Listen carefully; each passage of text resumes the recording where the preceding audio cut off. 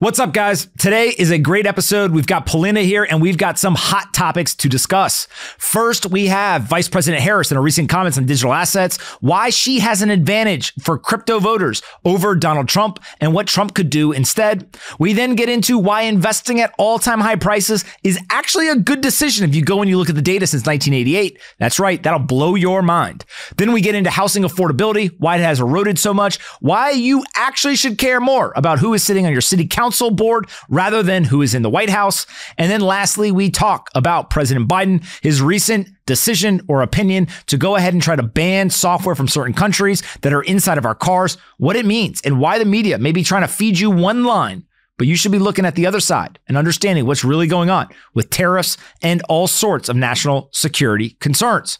And we end up with a couple of little funny anecdotes about the book that I recently released this week. Polina holds nothing back. She roasted me, but she also tells you guys some cool little facts that I think you'll enjoy as well. Here's my conversation with Polina Pompliano. All right, Polina, what's the first topic?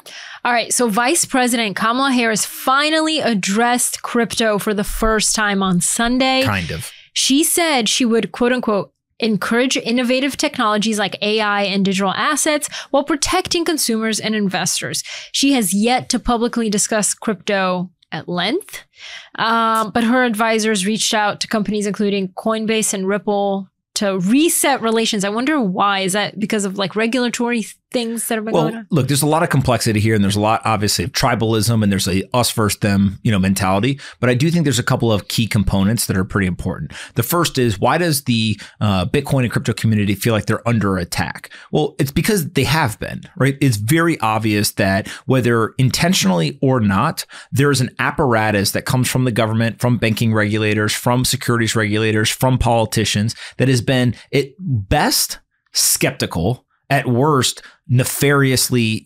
abrasive and punitive against the industry. And so if you look at that, when people say, why are they not talking about this? There's, X number of people that hold this. There's Y amount of value. It's because it doesn't matter. Nobody is going to win or lose the presidential election based on what their stance on crypto is. It is a massive echo chamber. Think about how crazy this is. They're not talking about it, yet the crypto world has put together the largest money packs and donations of any industry. Is this why both parties are kind of catering to the crypto demographic? I don't even think they're catering to it, right? I mean, but here's the part that I don't think people really quite understand is if you look at Trump is saying a lot of the right things and everything. He was in office. He didn't do any of this stuff. And so now he's saying, hey, I learned about it. That is a natural progression of a Bitcoiner or of somebody in the crypto industry. Okay, got it. But he's at a disadvantage. He cannot do anything right now. All he can do is make promises. But Kamala Harris actually has the advantage from a position standpoint in crypto. If she right now wanted to win the crypto vote, she could easily do 2 or 3 different things. She could issue a statement that calls the dogs off of the industry, says, hey, everyone leave this industry alone. We need to treat them just like everybody else. She could go and she could actually, through some sort of executive order in partnership with Joe Biden, say, we're going to make certain decisions. We're going to advocate for certain legislation to be passed throughout the legislative process. She is doing something. She's resetting relations by talking to these companies. That doesn't count. The words don't matter, right? Again, some people look at it and they say, oh, if you're the existing administration, you're at a disadvantage. I actually think it's an advantage because you have the power to do something right now. And so if they want to actually win the crypto vote, meaning the Democrats and the Harris administration, they could act right now. They have 35, 40 days left. If they do something, they will win a big portion of the undecided and even potentially the single issue voters because people say, oh, they're serious. It's not words, it's action. Trump doesn't have any advantage right now. He just can make campaign promises and you have to evaluate, do you believe him or do you not? Now, here's what I do think is really interesting. Why does the Harris campaign not do anything? Because it doesn't matter. It does not matter towards whether she's going to win or lose. The crypto crowd can all go towards Donald Trump. 100% of them can go vote for Trump. And the Harris administration obviously thinks they can still win. And so what Trump is doing, which is very interesting, is he is obviously much more sympathetic. He thinks that crowd of people is very strategic. That's why I'm spending so much time on this. But there is a kind of 1A component to what Trump is doing. Trump is not only saying stuff on the campaign trail, but he's also built a business within the crypto industry. Yeah, why is he doing that? Why is he building a business? Well, so he's got the Trump trading cards. They're very, very popular. Trading cards. They're selling out some of these drops in hours. I mean, this stuff is very popular. And for those that haven't went and looked at it, I've talked to the team that helped him do this, right? And I've really tried to understand, like, why is this working? Because it's not just crypto people buying it. They didn't launch NFTs in the sense of like, look at us, we're in the crypto echo chamber, we're launching NFTs. They launched Trump digital trading cards, and a huge hack that they had in terms of virality and really optimizing for selling out is you can buy with your debit or credit card. So you don't need crypto. So if you're Joe Blow sitting at home and you are a Trump fan, whether because of his politics or just for you've been, a fan of him for a long time because of The Apprentice or whatever, and you say, I want to buy a collectible, or similar to the sneaker flipping culture, I'm going to buy this, hold it, it's going to go up in value and I'll sell to somebody else later. Mm-hmm. You can just whip out your debit card or your credit card and you can buy it online the same way you'd buy something from Amazon or Shopify. Yeah. And then you now have this digital trading card. It's not a crypto product in the sense that the crypto people think about it. And so what we're watching happen right now is the crypto industry was the pirates. They were the kind of challengers. And they were growing very aggressively. And you had to be very native to the technology. You had to be very technically oriented. You had to really, really believe in this contrarian thing that was kind of outside the norm. Today, those people, if they get ossified and kind of like dried cement in the hardcore crypto industry, they are going to get left behind, because the future of the industry is how do you cross over to create products and services where people don't know crypto rails are involved. So for example, the crypto audience will say, blah, blah, blah, stable coins. But actually the future products that are going to be successful are going to talk about blah, blah, blah, dollars. When I say dollars, you don't say back to me, are you using HTTP electronic money on, X rails that settles through the Fed? It's just dollars. I don't care if it's a physical dollar in my pocket or it's an electronic dollar in my bank account. It's dollars.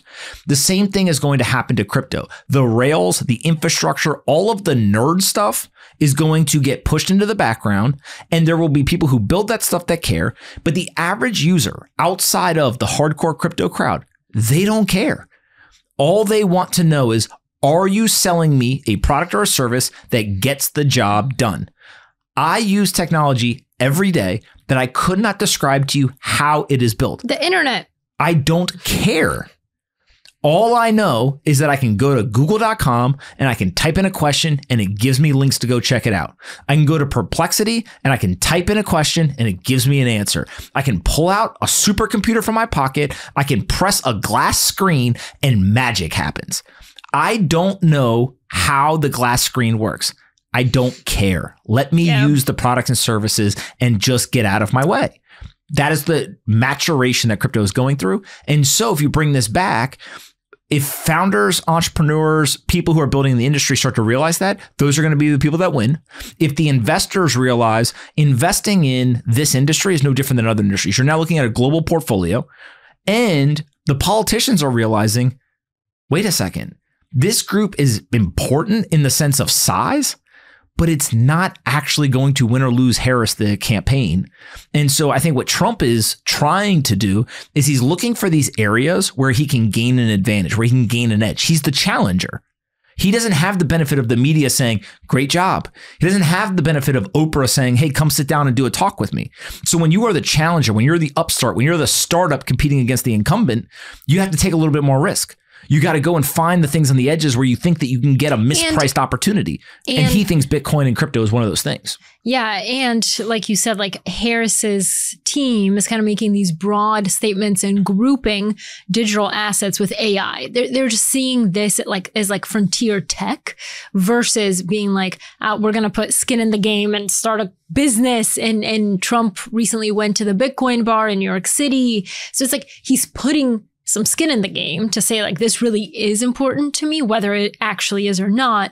And you actually went to the bar where Trump was. Do you want to tell us your impression? Yeah, I mean, the first thing was forget any politics, whether you like the person or you don't like the person. I think most people who watch this show know I'm a fairly independent person. I think that there's things that are positive about both candidates. There's things that are negative about both candidates. I take great pride in trying to evaluate each one of them independently on each topic, and I come to a conclusion as to whether I agree with him or I don't. All that said, when Donald Trump walked into that bar, the first thing that I said to myself was, this dude's swag is on 1,000. Okay, I don't know about swag. I'm telling you, it is hard to describe until you see him walk into a crowded room. Now, again, people are there to see him, right? So there's an element of it. But I have met thousands of people in my life. I mostly for my career as an investor have invested in private companies where my entire job is to walk in and in 30 minutes, I need to make a decision whether I'm going to give a person a lot of money to try to go build a company. What do they like? What are their strengths? What are their weaknesses? What type of person are they? Can they inspire other people to do stuff? Can they go close a deal? Can they raise money? Can they do all this stuff? I don't have the best measurement of people, but I got a pretty good one that's been honed over a long time. Did I have swag when we met? Yes. Oh. We met in the morning and then I said to you, we should go to dinner tonight. Because I had swag. Yours was on like 500. His was on 1,000, but it's okay. Well, you walked in, we won't tell the whole story. And so when he walked in that bar, that was my first thing, right? Whether people agree with me or not, that was the first thing that I noticed was this guy, you want to call it aura, you want to call it swag, whatever you want to call it. It's just some people got it, some people don't. Vibes. He got it. And I mentioned it to a couple of people and they were like, yeah, 100%. First time I ever saw him was today. I completely agree with that. Is it because he like warmed people up? Did he make a joke? Like, is it just the way he walked? It's kind of like if you're a guy, right? Okay. If you're a guy and you walk into a room, and let's say that you walked into a bar and there's a tough guy in the corner, you just know. I'm not messing with that dude. That dude seems like a tough guy. There's just an aura. There's a vibe to them. Whatever words you want to use, you're just like, that guy seems like somebody that nobody wants to mess with. He didn't say anything. He didn't even move. You just know the way they look, the way they feel, like all this. You're just like, got it. Then there's other people that you look at, and because of human biology and the way that we have developed, you look at and you're like, I would whoop that dude's butt. He didn't say anything. He didn't do anything or whatever, right? It's just you start to learn this stuff. And so I think that Trump, that was the first thing. The second thing is I got the sense that he was interested in what is this stuff? Like how does it work? But by no means do I think that if you said to him, hey, go right now, buy Bitcoin, move it between wallets, then go and set up a node. Like he's not going to be able to do that stuff. The guy's almost 80 years old, right? So like, let's call a spade on that. You don't need your politicians to be experts on everything. It's impossible for them to do that. But the fact that he's trying to learn, doing all stuff, I thought was pretty positive. The third thing, he's a showman. Right. I mean, he walked in, he's signing stuff. He literally is handing out burgers, doing all this stuff. And associated to that is like the Bitcoiners can't help but give him material. So at one point he said the crypto burger and just like classic Bitcoiner from the back. It's a Bitcoin burger. And he was like, OK, crypto burger. Like he didn't even realize that they were correcting him. He just thinks that, crypto and Bitcoin are probably like the same thing, whatever. And so all of that said, I think that you have to look at, he went to a Bitcoin bar. He is the first former or current president to do a Bitcoin transaction. And again, this probably doesn't matter. It's just great marketing. It was all over the news and it was live streamed. We saw Anthony on TV. I did not know that I was going to be in the video shot, and all of a sudden my phone started blowing up with people being like, you're on MSNBC, you're on Fox, you're on this. Okay. But here's the other thing is that everyone wants to know, like Donald Trump. I actually think that the people at PubKey, Thomas and that whole team there is the bar in New York. Bar that they went to. That whole team. Wow. What an incredible job. Right? Imagine what it takes to get somebody of that stature, that busyness, etc., to come there. Yeah. To get him to do the transaction, huge. To get him to participate, answer questions, do all this stuff. Incredible effort from the entire team at PubKey. I know that David Bailey at Bitcoin Magazine, he was there. He was probably heavily involved in helping coordinate a lot of this stuff, but just like excellent effort from the Bitcoiners to do this. And frankly, it was kind of a surreal moment of just like, I remember in 2016, 2017, 2019, people laughing at this stuff. Now, as a former president who literally everyone is live streaming him doing a transaction. It is kind of crazy. Insane how quickly this is accelerated. So with all that said, if we go back to Trump and Harris, I think that another component of this that's really important is that these technologies are starting to seep into regular Wall Street. And so now what you're going to have is everyone wants to talk about like the big Wall Street firms are adopting the assets. And so volatility is going to go down. The other thing that's going to happen is that you are going to see a dissipation of the tribalism. So when you're, if everyone is like in their own fiefdom, think of it like in hundreds of years ago. I have my team, you have your team. We live in our village, you live in your village. I want something, I come and I literally try to kill you to get that thing. That is the brutal world that humans have evolved through. Today, although there is still brutality, although there is still violence in the world, we are a much more peaceful nation and also country. And so you've gotten some of that taken off. Now, that doesn't mean that it doesn't still happen elsewhere, but it used to be every day, all day long, right? All this stuff. The same thing's going to happen in crypto, which is all that tribalism, all that stuff. If you're still caught in the tribalism, you're going to get left behind. And so do you think that Larry Fink has some insanely strong feeling about Bitcoin versus Ethereum? No. You know what they think? We got a Bitcoin ETF, we got an Ethereum ETF. Whatever you guys want to buy, we're happy to serve you, right? And so they're going to continue to bring more and more of these assets in. And then they're going to say to their clients one day, I don't care if you buy US Treasuries, if you buy Bitcoin, or if you buy a stock. I'm here to serve you. And so Wall Street is all about show me the money. And right now, there's a lot of revenue that's up for grabs on Wall Street. They are not going to be Luddites and saying, I'm super religious about something. They simply are going to say, whatever the market decides is where we will go. And that is a mature, experienced perspective. Whereas in crypto, because everything was so asymmetric and there was so much risk, if you were wrong, an asset could go to zero. You had to be tribalistic. And in a weird way, because of what asset you held, that caused you to then go on the internet and defend the asset. That stuff's going to start to go away. And people are going to just say, hey, look, this is a whole investing ecosystem here. Where am I going to put the money? And so as that dissipates, politicians also, I don't know a single politician that says this asset over another. They just say, hey, this whole industry. And Harris is taking it even wider. She's saying AI, crypto, all this stuff together.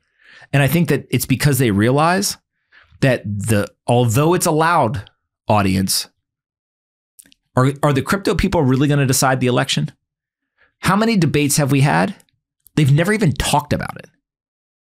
Obviously, the journalists don't think it's important. Neither candidate thinks it's important. Actually, all three of the candidates don't think it's important because Biden never brought it up either. Well, these are the debates, right? This is supposed to be the issues of the American people. They want to know, who am I voting for? It's not like, oh, it only had 1 minute out of a 2-hour debate. It was never brought up in any debate.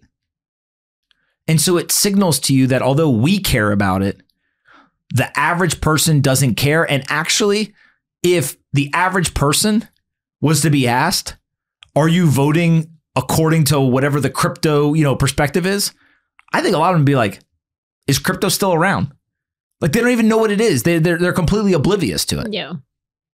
Well, we'll see what happens. I think for the first time, there is some importance put on it by the candidates. So that's interesting. Okay.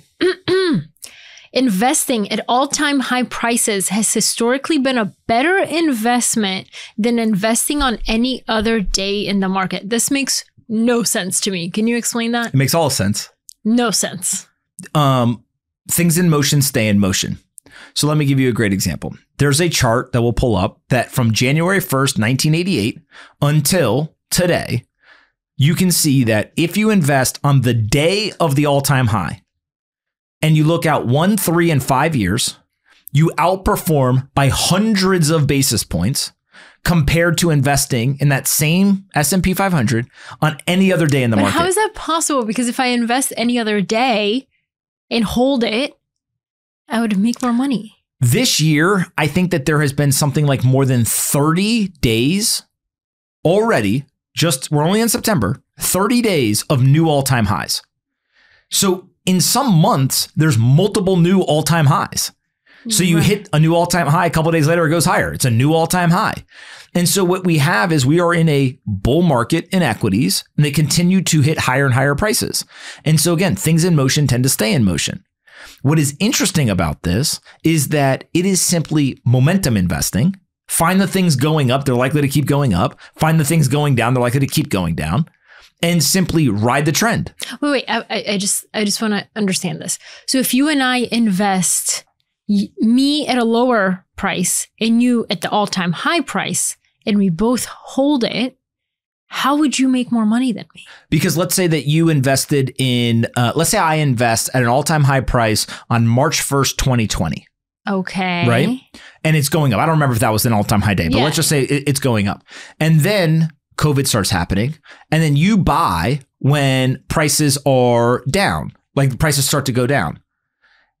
That situation in particular was unique because it recovered so quickly. But on average, since 1988, you have a lower probability of seeing outperformance compared to me buying at the all-time high price. Because what usually happens is if you are buying when the prices are going down, they may go lower. They may go down. Right. And so it's this weird thing where all-time high prices is a signal of momentum. And so it's all about time preference. Right now, there's a ton of people saying our equities overvalued. The more people talk about equities being overvalued, the less likely they're overvalued, right? The more people talk about a recession, the less likely a recession is going to happen. The whole point of a recession or of a market downturn, et cetera, is people aren't paying attention to it, right? The global financial crisis happened because no one saw the risk. The Big Short, it was a couple of people figured it out and they shorted the market. But what we are watching right now is asset prices continue to hit these highs. So every single person that's like, oh my God, here comes the big crash. The economy's slowing down. Like the Fed is just stimulating. They're cutting interest rates, right? M2 money supply is starting to expand. China is now pumping liquidity into the market. And so whenever you have that, again, it just looks at since 1988, if you buy all-time high prices out 1, 3, and 5 years, there's outperformance compared to other dates. And so I think that that is a non-obvious data point that becomes really interesting because what it tells you is regardless of prices up and down, if you have a 10 plus year time horizon, just keep buying. There's this great book that this guy wrote, Nick. And when he wrote the book, he literally just titled it, Just Keep Buying. In holding. Well, just keep buying. Like if you have a 20-year time horizon, is Bitcoin's price going to be higher or lower tomorrow? I have no clue. A year from now, I don't know. But 20 years from now, the probability, not guaranteed, but the probability that Bitcoin is higher is very high. Same in the stock market, same with real estate, et cetera. And so if you have a long enough time horizon, you should just continue to accumulate and not try to outsmart the market by trading around, selling because you think the market's overvalued, buying back, any of that stuff. This is good advice. Okay, the U.S. home price to median household income ratio is now at 7.2x, a new all-time high. In other words, the average single-family home in the U.S. now costs more than 7 times the median annual household income. That's pretty wild. Housing affordability is a horrible thing in this country. And a lot of it, people want to point to inflation. That is part of it. But if you really try to do the old Toyota 5 Whys, so those that don't know, Toyota created this whole system where if there's a problem, let's say something on the conveyor belt broke, you say, why? And they're like, well, the conveyor belt stopped. So you'd be like, okay, well, that's not an answer. Why? Like, the power went out on the conveyor belt. That's what caused it to stop. Okay. Why? Mm-hmm. Oh, the power to the building, got rerouted, blah, blah, because there's a blackout. Okay. Why? And you could basically go and what you're trying to do is trying to find the root cause. Our 2-year-old puts us to the test with that every day. And so if you come and you look at the housing stuff and you do kind of, why, what you realize is that is some, hey, they're debasing the dollar. So obviously home prices will continue to go up. It is some that we don't have enough supply. There's estimated between 1.5 to 3 million homes are missing in the American economy. We need that to get back to an affordability. And so we've got to catch up. And then some of it is regulation, right? There's people who want to build homes, but they can't build the homes. And then if you look at things like income, people's productivity has continued to go up and to the right since 1971, but their pay has actually stagnated. And so in real purchasing power terms, they're getting paid less money. And so you put all these things together and you're like, yeah, home affordability gets eroded away. What this metric is looking at specifically is your income to the home prices. And so that ratio, as it gets bigger, that is just telling you it's harder to buy a home. Yeah. And so we have a nation where it is increasingly difficult to own a home. I would argue that is one of the core tenets of America and kind of the American dream is you can come here, you can own a home, you can build a life of wealth and happiness. You can have a job. There's economic and social mobility. Most people who own a home, a very big portion of their net worth is tied up in that home. And so if you can't own a home, you are actually making it harder for people to build a net worth. And so if the asset that makes up a very large portion of people's net worth is no longer able to be purchased, what do they do with their money? Where do they go and actually deliver economic return? And home buying, what's so interesting about this is that it's usually a levered trade. You borrow money to buy the asset. And so you're building equity over time in the home. Interestingly, almost 40%, I think it's 39.7% of homeowners today do not have a mortgage. They are debt-free on their home. It's an all-time high. Now, why is that an all-time high? A lot of it has to do with the baby boomers are just getting old enough where they've paid off their mortgage. They bought the homes when they were 25 or 30 years old. Good job, guys. And now they're 55, 60, 65, 70 years old. And so they just don't have a mortgage anymore. And so it's more of a demographic shift than anything. And so it goes back to this whole idea of just like... Are millennials still just renting? Millennials do rent quite a bit, but also I think that there's plenty of people who are millennials who want to buy a home. Yeah, of course. And if you look at this, you're just like, okay, again, Toyota 5Ys, where do you get? The money is broken. They continue to spend. And if they continue to spend, they will have to devalue the currency in order to monetize the debt. That is the trade of our generation, and it affects everything from our food supply to our homes, to our investment portfolios, all the way even to our institutions across religious, societal, and economics. And I think that is really why so many people are sympathetic to Bitcoin. Yeah. Because they see Bitcoin as a root cause solution to the problem of money. I thought this was really interesting that the home price to median household income ratio is actually higher at 7.2x than the 6.8x seen during the 2008 housing bubble. That doesn't surprise me. Why?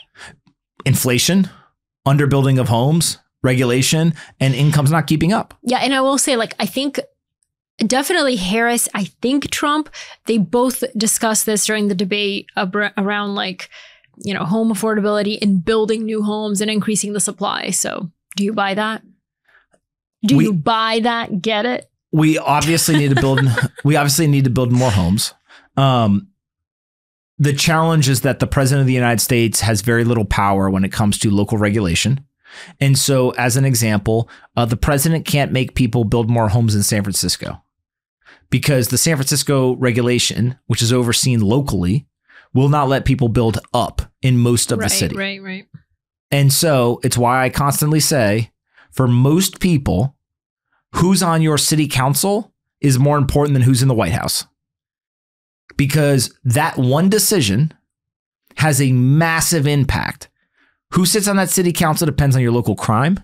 It depends on the local economics. It depends on the local housing regulations. It depends on public transportation. All these decisions are made by local leadership, not who's in the White House.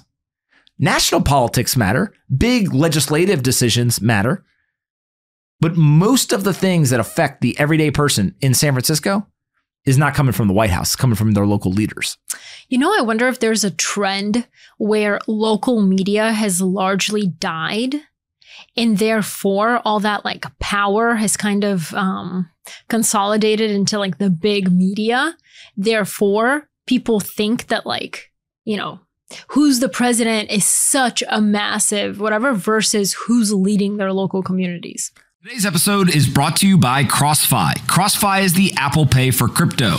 For the first time in history, anyone with a Web3 wallet like MetaMask can spend crypto through a physical or virtual Visa card anywhere in the world where Visa is accepted. No more exchanges or middlemen. Just link your wallet, get your card, and start spending today. CrossFi card transactions have already been successfully processed in New York, Los Angeles, London, Dubai, China, Japan, and over 20 other countries.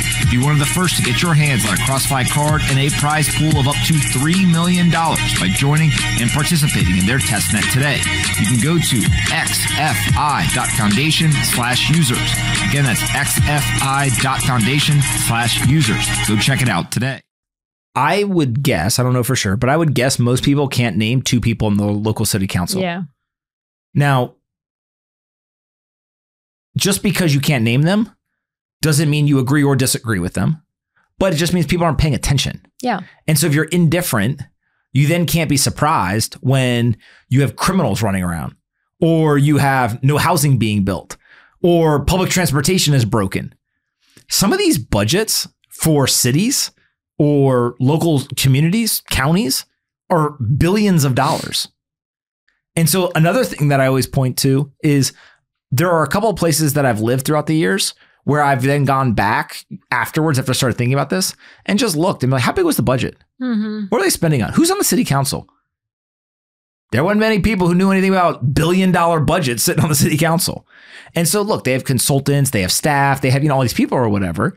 And I don't even know if you could really argue some Congress folks and senators know that much about billion-dollar budgets or trillion-dollar budgets either. Yeah. But it leans back to this idea of who the president is definitely matters on some things. Of course. On many things, it doesn't matter.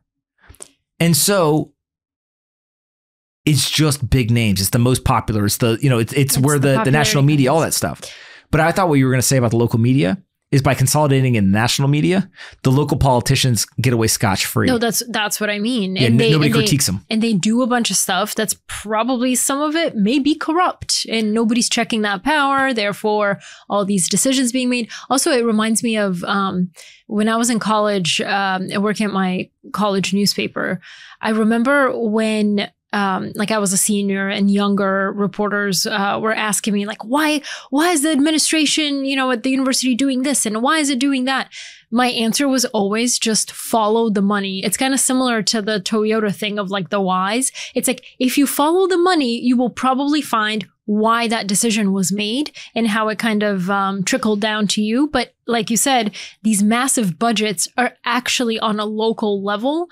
And I mean, yeah. I think that there's a lot more things that happen in smaller towns and smaller communities where if the power was checked, you could, you know, there could be more change than national. I also always wonder what person wants to run for their local city council or political position. Well, I think, well, first of all, I know you're going to say like somebody power hungry or whatever, but I do think that there's people who want to make a difference in their community.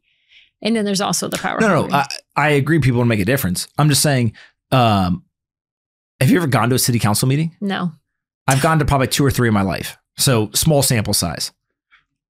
It's like bashing your head against the wall. Citizens come up.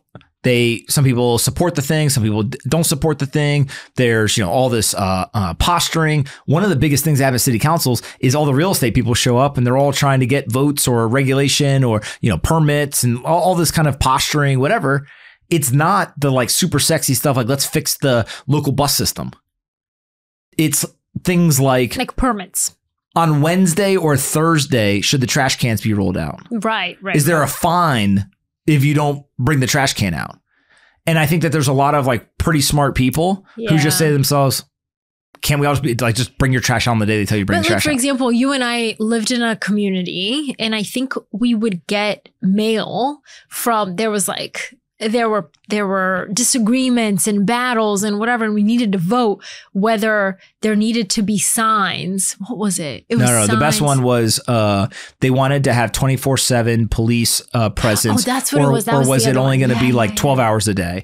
And they were going to have to quote unquote increase taxes, right? If you wanted 24 hours to pay for it, not and taxes, but HOA. Or HOA, maybe it was HOA. And I remember asking one of our neighbors, I said, what is the increase?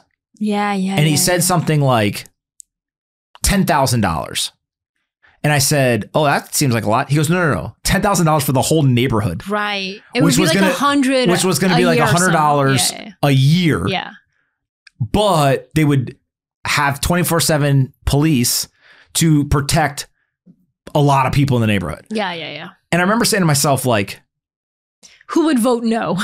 Yeah, just what is the thought process here? And look, there are arguments as to why somebody did. Maybe they say, oh, you're going to ask for $100 now.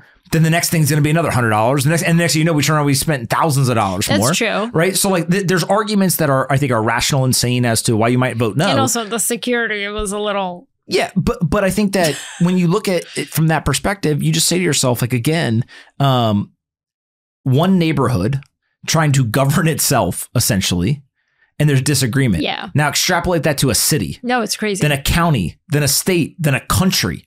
This stuff's hard. Yeah. But in terms of impacting people locally, your home affordability, mortgage rates matter, monetary policy matters, but one of the biggest inputs is literally who sits on your city council and will they let builders build? Can you go up? In a lot of cities, you can't.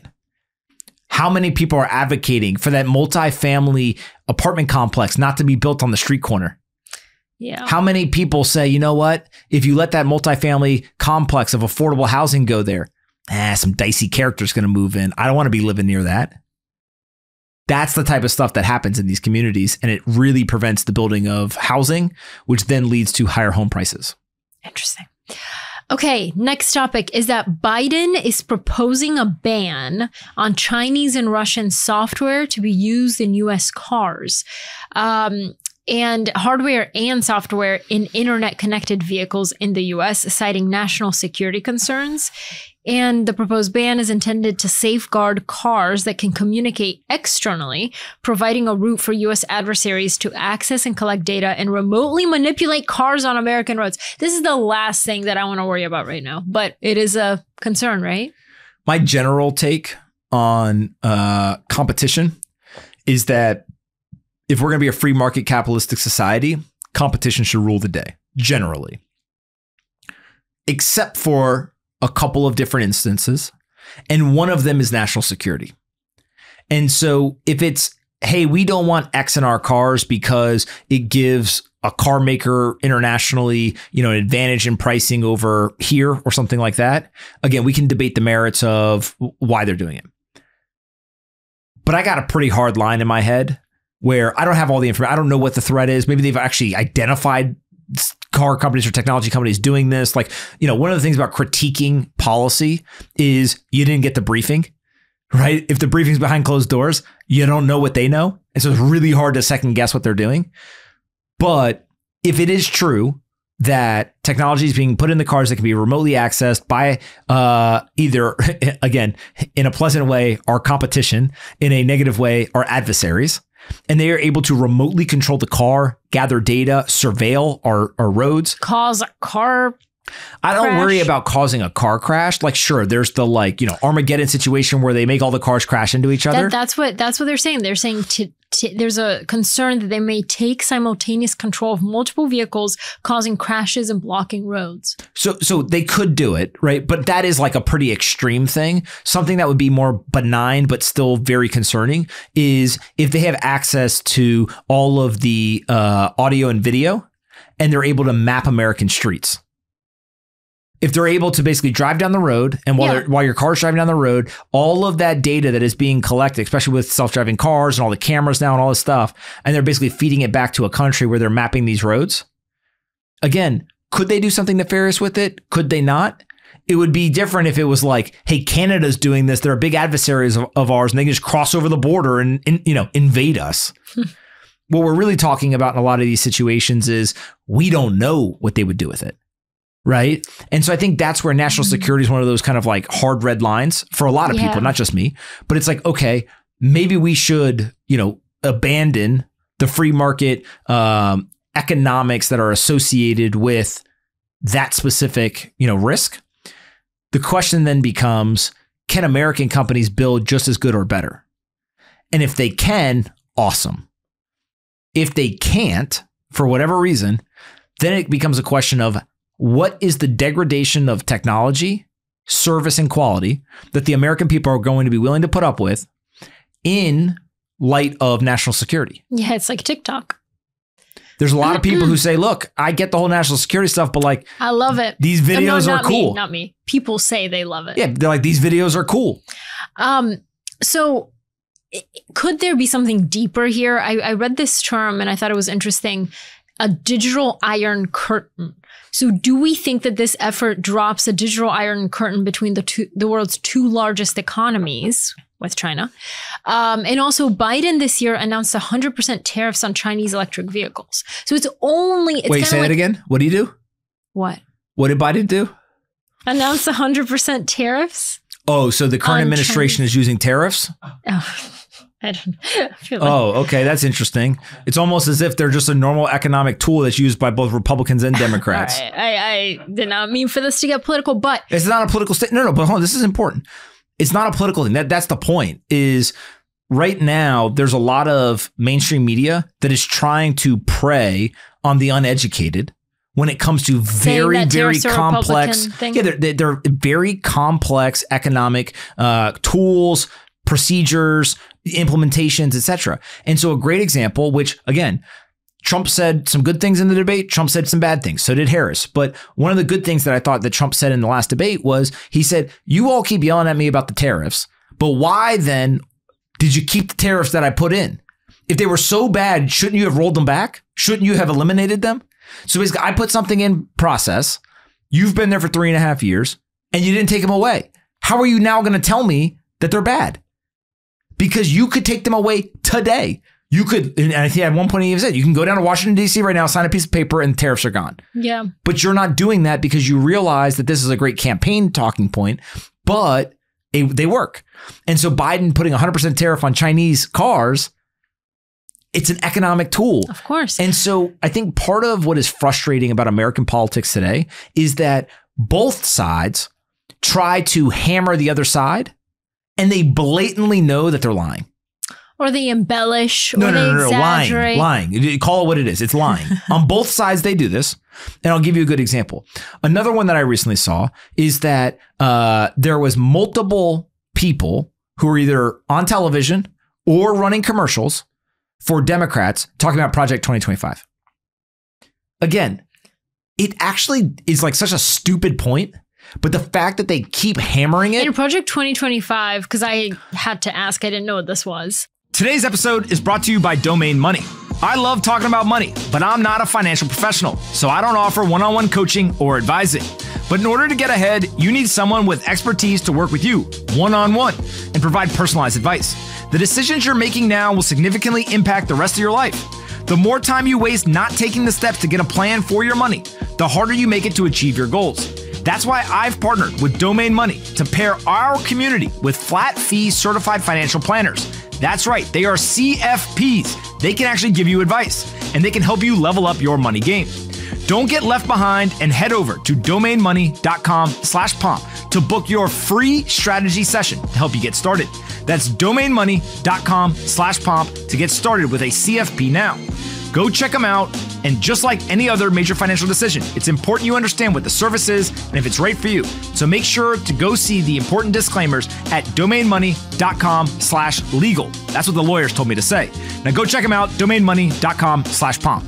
The Republican Party, or really Donald Trump and J.D. Vance said, hey, look, we're not involved in this. We've never talked to this person. We're not involved in this. Somebody created something. Somebody created this thing. And I haven't read it. So I want to be careful about critiquing it in whatever way. But obviously, the Democrats believe that if you read it, you're going to be worried. And they think that is a great campaign point. And so they're hammering it. And in a weird way, I can critique them because it's like, look, they know that they're not involved and they're still saying it. That's bad for the political environment. But if you look at it as a pure mercenary, how do I win the election? It is a fantastic campaign strategy to find something that you know gives you an advantage and to just keep hammering it over and over and over again. The Republicans do the same thing. There are certain things that they are going after the Democrat Party on that probably you kind of look into and you say, again, I know why you're doing it. It's a great campaign strategy, but it's probably something that you guys know is not true. And so you have to chalk it up to like, that's kind of politics. It's this like toxic behavior of you're trying to win. But I do think that the tariffs are a great example where Republicans and Democrats put tariffs on other countries. And so the like fear mongering around them is kind of crazy. Yeah.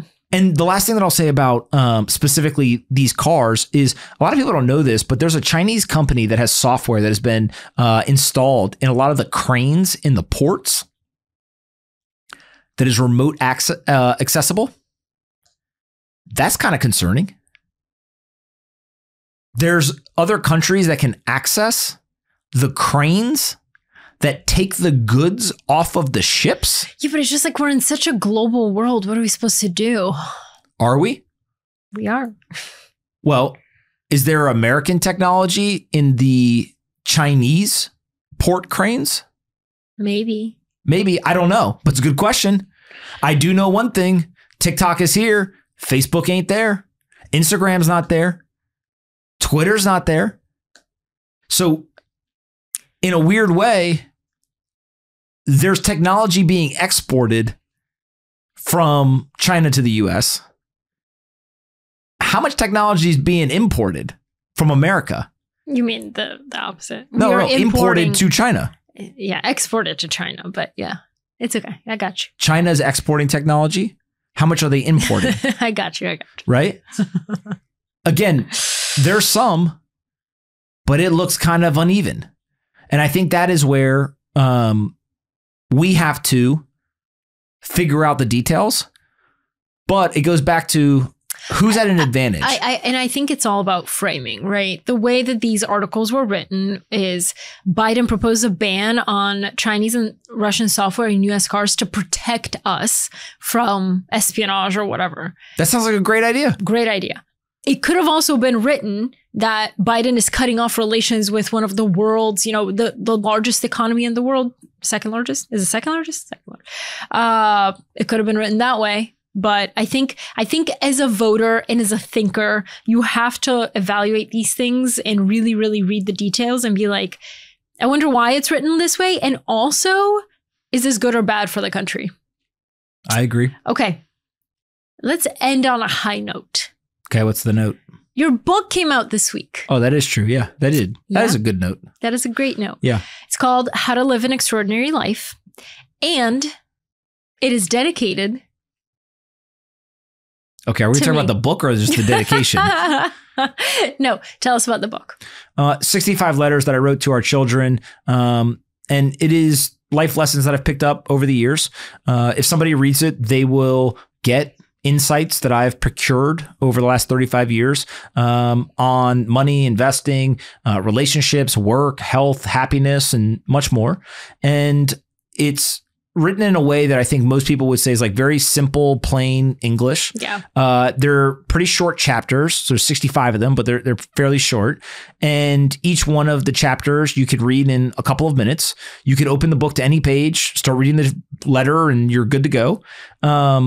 The audiobook, I tried very hard to do it in one sitting very efficiently so that people weren't trying to listen to a 10 or 12 hour audiobook. Instead, on a long drive, it's about 3 hours. You can get the whole thing done.